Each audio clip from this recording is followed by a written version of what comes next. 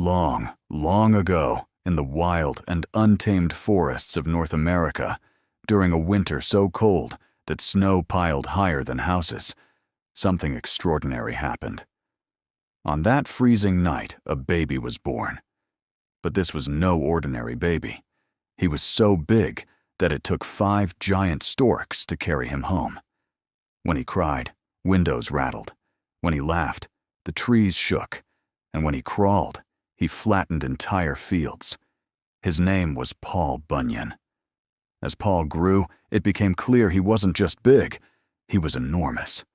By the time he was a young boy, he could chop down 10 trees with one swing of an axe. He could clear a forest before breakfast. But every giant needs a friend. One winter morning, during a terrible blizzard, Paul heard a strange sound carried by the wind. Following the noise through the snow, he found a tiny shivering calf, a calf so cold it had turned completely blue. Paul wrapped the animal in his giant hands and warmed it by the fire. The calf grew and grew until it was just as enormous as Paul himself.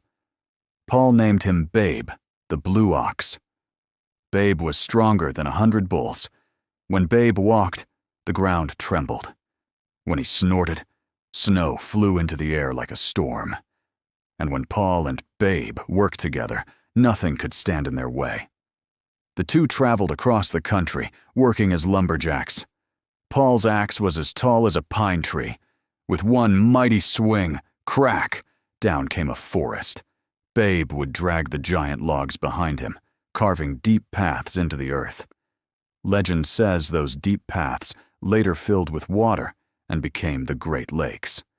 Whenever Paul felt tired, he would dig a small hole to sit in. But Paul-sized holes aren't small at all. Some say one of those resting spots became the Grand Canyon. Other stories say that when Paul and Babe walked through Minnesota during the winter, Babe's giant footprints filled with melting snow, creating over 10,000 lakes. Paul didn't just cut trees, he shaped the land. He created mountains by piling up rocks. He made rivers by dragging his axe through the soil. And when he cooked pancakes for his crew of lumberjacks, he used a griddle so big that it took several men skating with butter on their boots just to grease it. But Paul wasn't just strong. He was kind. He took care of his workers and made sure everyone had enough food and warmth. Around campfires at night, the men would laugh and tell stories about Paul's incredible strength. As time passed, the forests grew smaller. The country became more settled. Trains replaced oxen. Machines replaced axes. Some say Paul Bunyan walked west, looking for new forests where he could hear the wind in the trees again. Others say he still roams the deep woods, his giant footsteps echoing in the mountains.